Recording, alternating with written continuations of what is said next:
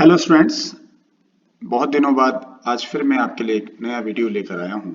बीच में हमने एक वीडियो की बात की थी that was about the reduce syllabus. खैर, आज के वीडियो में हम वो बात नहीं करेंगे। जैसा आपने शुरू में ही समझ लिया होगा इस वीडियो में एंटर करते ही, मैं आज कुछ टर्म्स की बात कर रहा हूँ। एक्चुअली ये टर्म जो है एक स्टूडेंट की सिफारिश थी। जैसा मैं अक्सर कहता हूँ कि अगर आपको कोई विशेष टर्म हो, कोई ऐसी चीज हो जो पॉसिबल हो कि हम आपको YouTube के माध्यम से कन्वे कर सकते हैं, तो आप कमेंट बॉक्स में हमें लिख के बता दें। मैं कोशिश करूंगा कि आपके उन प्रॉब्लम को दूर कर सकूं।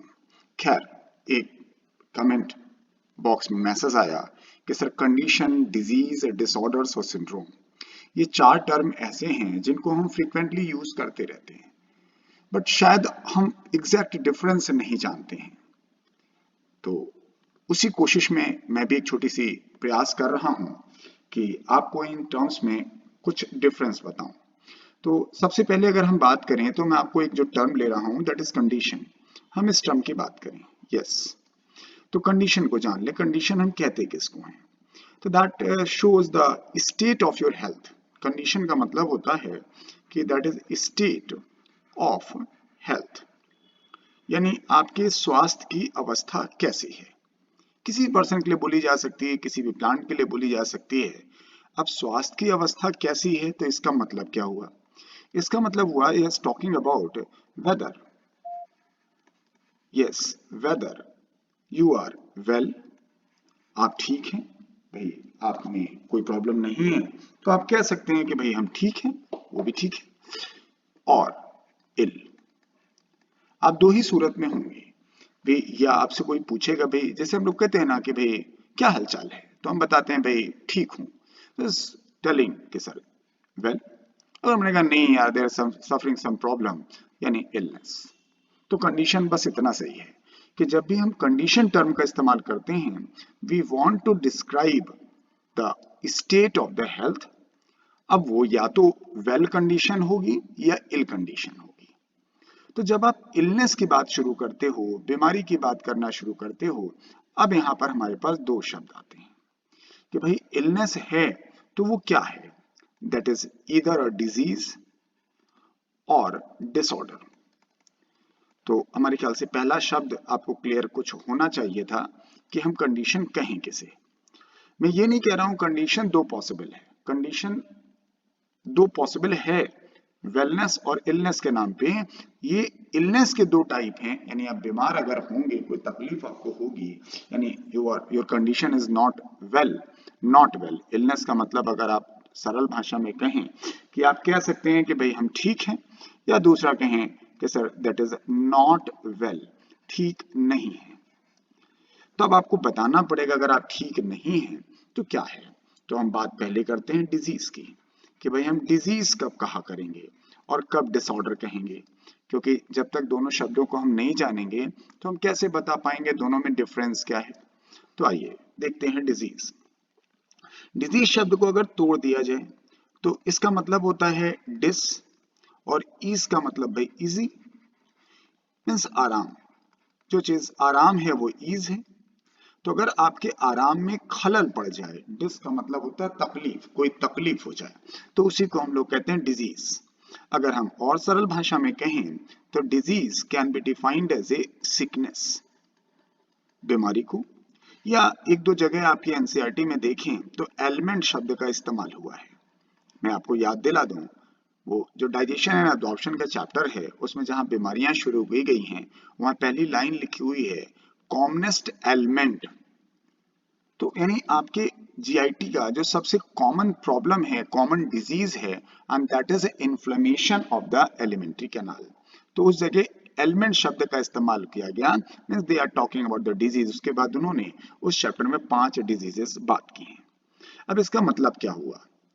जब हम डिजीज कहते हैं तो that's a particular abnormal condition that negatively affect the structure function of all or part of the organism।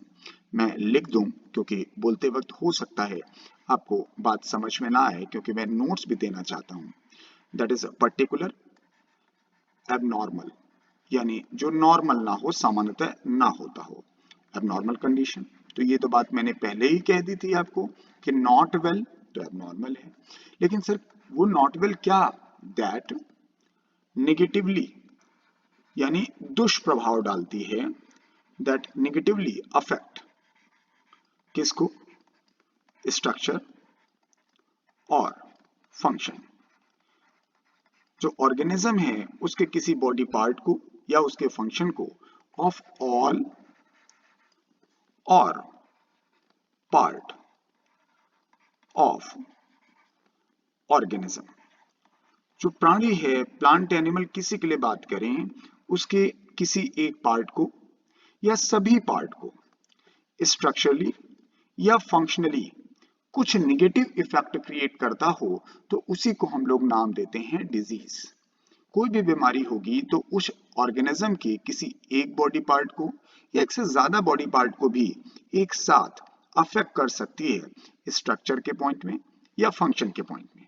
लेकिन हम यहीं पर आपको एक पॉइंट आगाह कर दें, सर जब हम डिजीज की बात करते हैं तो it can not due to immediate external injury, ये बात ध्यान रखिएगा, that not due to immediate external injury.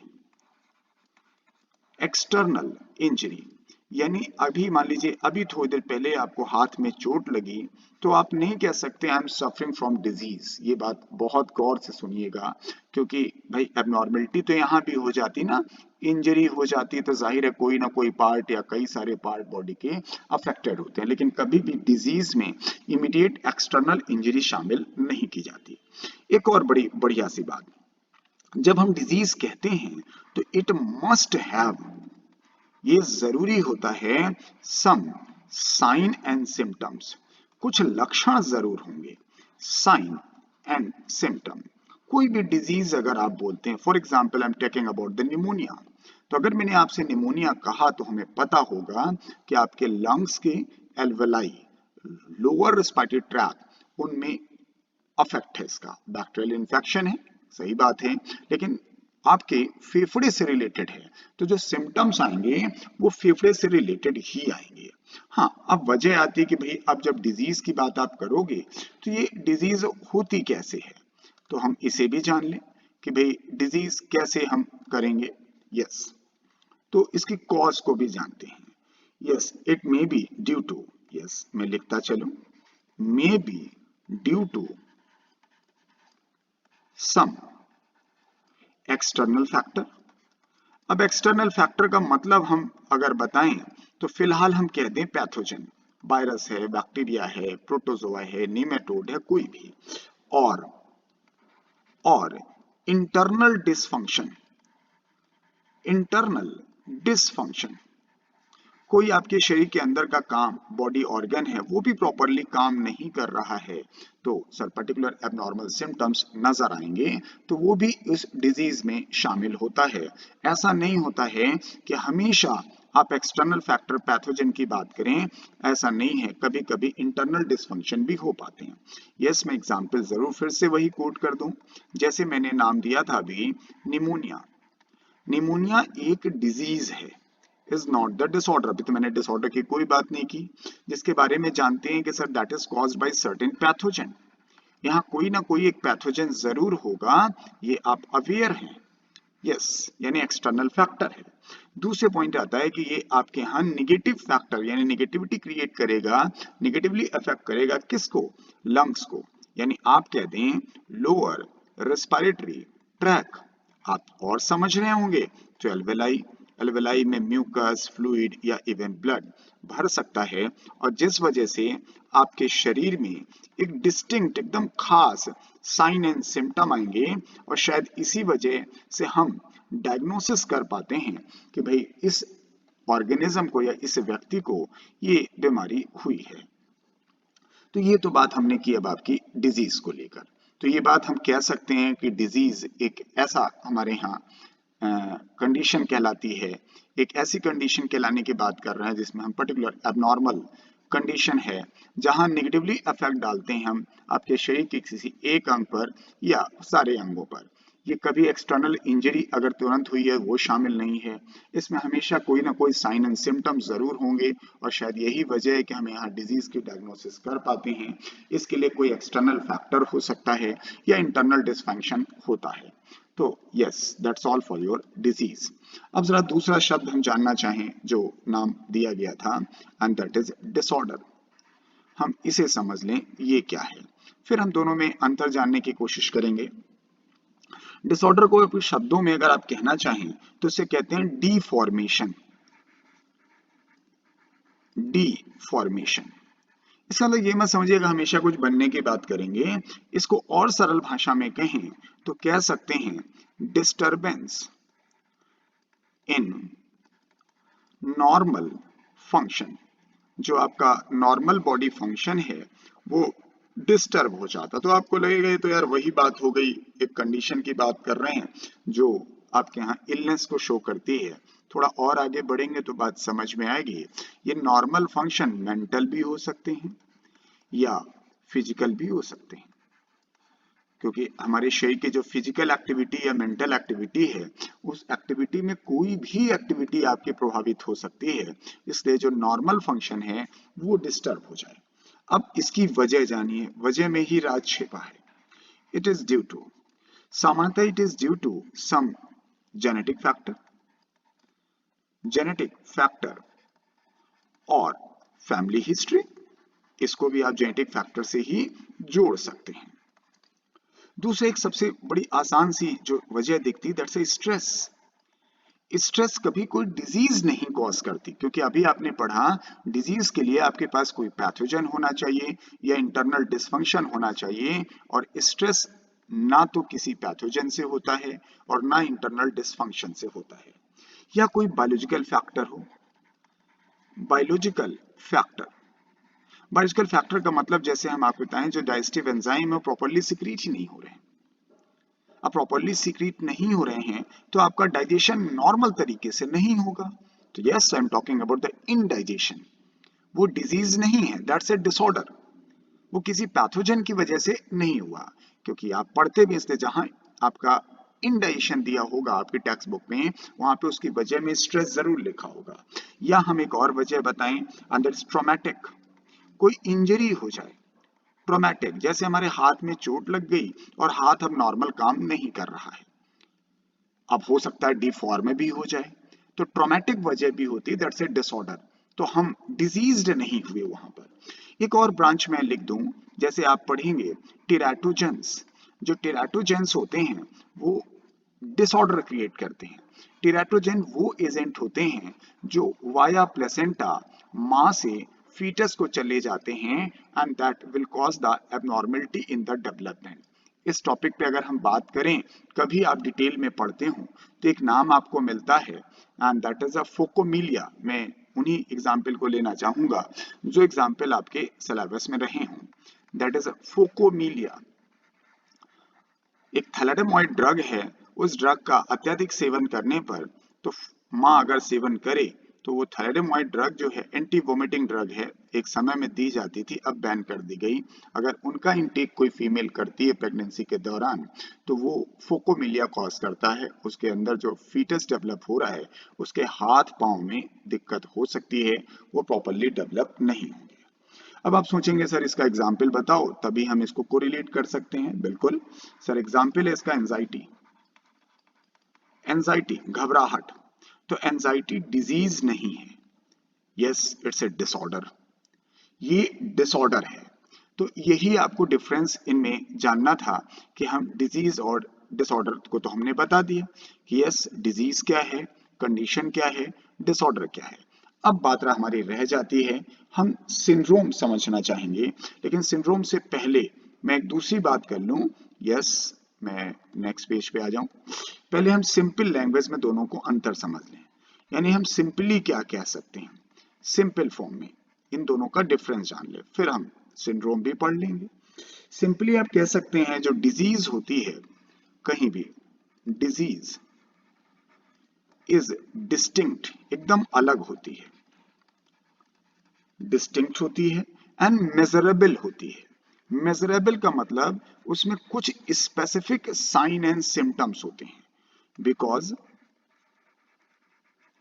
Specific sign symptom ये होंगे और इसी वजह से इस डिजीज की डायग्नोसिस हो सकती है। मीन्स कहने का मतलब अगर हम निमोनिया आपसे कहते हैं तो निमोनिया के अपने एक पिक्यूलियर साइन एंड सिम्टम्स हैं। अगर किसी दूसरे बच्चे को निमोनिया होगा तो वही मोर और लेस वही पिक्यूलियर साइन एंड सिम्टम्स ही नजर आएंगे, तो हम निमोनिया को उन साइन एंड सिम्टम के साथ पहचान पाते हैं। इससे डिजीज को हम डिफरेंशिएट कर सकते हैं, एक जिसे निमोनिया कहा या फिर हमने लंग्स की दूसरी बीमारी पढ़ी एटेलैक्टासिस। सर दोनों में डिफरेंस है, उनके अपने साइन सिम्टम हैं, एटेलैक्टासिस के अपने साइन सिम्टम हैं। अगर दूसरी भाषा में हम डिसऑर्डर कहना चाहें, यस, अगर हम डिसऑर्डर की बात कर रहे हैं तो ये एक ऐसी कंडीशन होती है, yes, is a condition having not very specific sign and symptom.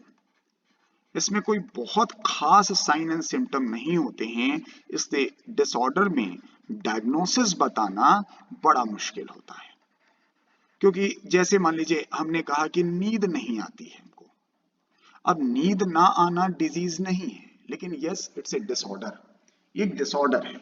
अब आपसे कहा जाए हमें नींद नहीं आती है, बीमारी है, तो मैंने फिर कहा वो डिजीज है ही नहीं, वो नॉर्मल फंक्शन। एक समय के बाद आपको रात होती है, काम कर लेते हैं, थक जाते हैं, तो नींद आना एक स्वाभाविक प्रक्रिया है, तो वो डिसऑर्डर है। इसलिए उसकी नींद ना आने से कोई डायग्नोसिस नहीं बन सकती। हाँ, डिसऑर्डर को एज ए हम कंडीशन ले सकते हैं, कुछ सिम्टम्स को कोरिलेट करके किसी डिजीज की तरफ सोच सकते हैं। अब सर इसके बाद एक अंतिम शब्द हमारे पास रह जाता है, दैट इज सिंड्रोम। हमारे ख्याल से बात हम पूरी कर पा रहे होंगे, इसलिए अब हम लास्ट टर्म की बात करें and that is syndrome. Syndrome के लिए अगर हम सरल भाषा में कहें तो कहते हैं इट इज नथिंग बट से ग्रुप ऑफ डिजीज, ये बीमारियों का समूह कहलाता है। ऐसा क्यों? बिकॉज क्योंकि ग्रुप ऑफ डिजीज इसलिए कह रहे हैं क्योंकि जब हम डिजीज कहते हैं तो इसका अपना एक पर्टिकुलर, एक खास, एक पर्टिकुलर डिजीज का हमेशा एक पर्टिकुलर साइन एंड सिम्टम होगा, तो हम इन्हीं से डिजीज को डायग्नोस कर पाते हैं, इन्हीं से। लेकिन अगर आपके पास एक ऐसी कंडीशन हम जनरेट करें having the collection of vast number of sine and symptoms, यानी बहुत ज्यादा साइन एंड सिम्टम्स हों, ऐसे साइन एंड सिम्टम्स हों जो किसी एक पर्टिकुलर डिजीज को इंगित ना कर पा रहे हों, and that indicates the group of disease and that should be known as an syndrome. तो अब जैसे एग्जाम्पल के तौर पे यहां पे हम कहें तो डाउन सिंड्रोम। अक्सर जब आप सिंड्रोम कहते हैं तो कोई आपके शरीर का एक स्पेसिफिक बॉडी पार्ट अफेक्टेड नहीं होता है, एक स्पेसिफिक साइन एंड सिम्टम भी नहीं होते हैं, बहुत बड़ी साइन एंड सिम्टम्स होती हैं, तो आपका एक नहीं कई सिस्टम अफेक्टेड होता है। जब एक साथ कई सिस्टम अफेक्टेड होता है तब वो आपके पास सिंड्रोम के रूप में जाना जाता है। तो ये शब्द हुआ हमारा सिंड्रोम का। तो हमारे ख्याल से चारों शब्द आपको क्लियर हो जाने चाहिए थे, जिनमें हमने आपसे चारों शब्दों की बात की है। एक बार ब्रीफली देख लें। सबसे पहले हमने बात की आपके कंडीशन को लेकर, एक आपके हेल्थ की ऐसी कंडीशन है जहां पर आप तय करते हैं कि आप स्वस्थ हैं या नहीं हैं। स्वस्थ हैं तो वो नॉर्मल कंडीशन है, नहीं है तो आपके पास डिजीज या डिसऑर्डर, इस नाम से दो कंडीशन हो सकती है। तो अब इन दोनों को डिस्क्राइब किया हमने कि डिजीज एक ऐसी कंडीशन होती है जहां पर एक ग्रुप ऑफ सिम्टम्स आते हैं और उन ग्रुप ऑफ सिम्टम्स की वजह से आप इंडिकेट कर पाते हैं। अब ये डिपेंड करता है कि आपके शरीर का कौन सा हिस्सा प्रभावित हुआ है। देन डिसऑर्डर्स में हम लोग कहते हैं एबनॉर्मलिटी तो आती है, लेकिन सर ऐसी एबनॉर्मलिटी नहीं आती है जिससे आपके पास हम जो है इस तरह के सिम्टम्स नहीं आते हैं जिसमें हम कहें कि आप जो है एग्जैक्ट कोई डिजीज इंडिकेट कर सकते हैं। यही बेसिक डिफरेंस है दोनों में। एंड लास्ट पॉइंट कहा गया कि सिंड्रोम्स वो हैं जो ग्रुप ऑफ डिजीज हैं। खैर मैंने इस छोटे से वीडियो में उस बच्चे की कोशिश, जो उस बच्चे ने हमसे सवाल पूछा था, तो उसको मैंने दूर करने की कोशिश की। हमारा प्रयास कैसा लगता है ये कमेंट बॉक्स में ज़रूर बताएं।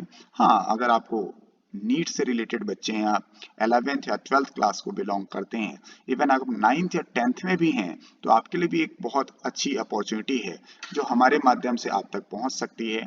हमारा अपना एक चैनल है, तो इसके लिए भी मैं आपको बता दूं, शायद कुछ लोग नए होते हैं, तो उसके लिए आपको बहुत सिंपली काम करना है। आप हमारे प्ले स्टोर पर जाइए, आपके मोबाइल में प्ले स्टोर पे आप डॉक्टर कमलेश नारायण के नाम से टाइप करिए, कमलेश नारायण, ये आपको टाइप करना है। You will get the app, इस नाम से ऐप है, आप इसे डाउनलोड करें। जब आप डाउनलोड करेंगे तो उसके कुछ ही देर के अंदर you will get notified and for the addition, तो उसमें एक जूलॉजी सब्सिडरी कोर्स है, free of cost subsidiary course, उसमें आपको तुरंत ऐड कर दिया जाएगा 1-2 घंटे के अंदर। और इस सब्सिडरी कोर्स में सर 2 टेस्ट हफ्ते में फ्री ऑफ कॉस्ट लिए जाते हैं। एक हर मंडे को टेस्ट होता है और एक हर फ्राइडे को टेस्ट होता है, और टेस्ट भी बहुत आसान तरीके से आप सुबह 10 बजे से लेकर के रात के 10 बजे के बीच में कभी भी टेस्ट दे सकते हैं, और ये फ्री ऑफ कॉस्ट है। इसके लिए मैं चार्ज की बात नहीं कर रहा हूं, ये सिर्फ फ्री ऑफ कॉस्ट है। आई एम ट्राइंग, जो मैं कर सकता हूं, सारी चीजें आप भी जानते हैं फ्री नहीं हो सकती हैं, लेकिन मैं ये बात आपको जो है लगातार 1.5 साल से कर रहा हूं, और ये फ्री ऑफ कॉस्ट है।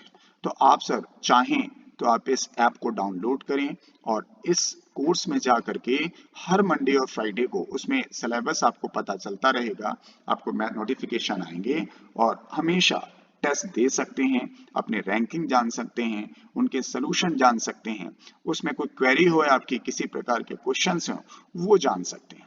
अब बात आई कि सर इस ऐप के फायदे क्या क्या हैं। इस ऐप में एक तो आप फ्री टेस्ट कर सकते हो हफ्ते में 2, दूसरा आप हमसे कनेक्ट हो सकते हो, चैट कर सकते हो, कोई क्वेश्चन आंसर डिस्कस कर सकते हो, किसी प्रकार का किसी भी समय कर सकते हो।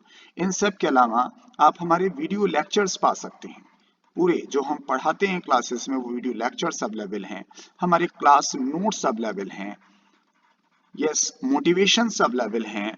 यानी इस तरह से आप हमसे कनेक्ट हो सकते हैं। तो यस, अगर आपको हमारा वीडियो अच्छा लगता है तो आप हमारे वीडियो को लाइक करें।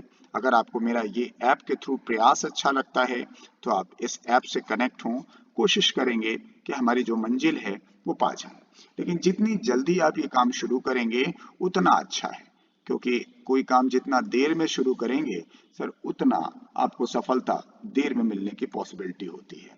इसलिए अगर आप 9th-10th में भी हैं और wishing to become a good doctor या wishing to become MBBS doctor, then download my app. Yes, good luck to all of you, और हम फिर प्रयास करते रहेंगे कि हम अपनी मंजिल की तरफ एक एक करके बढ़ें। Good luck again.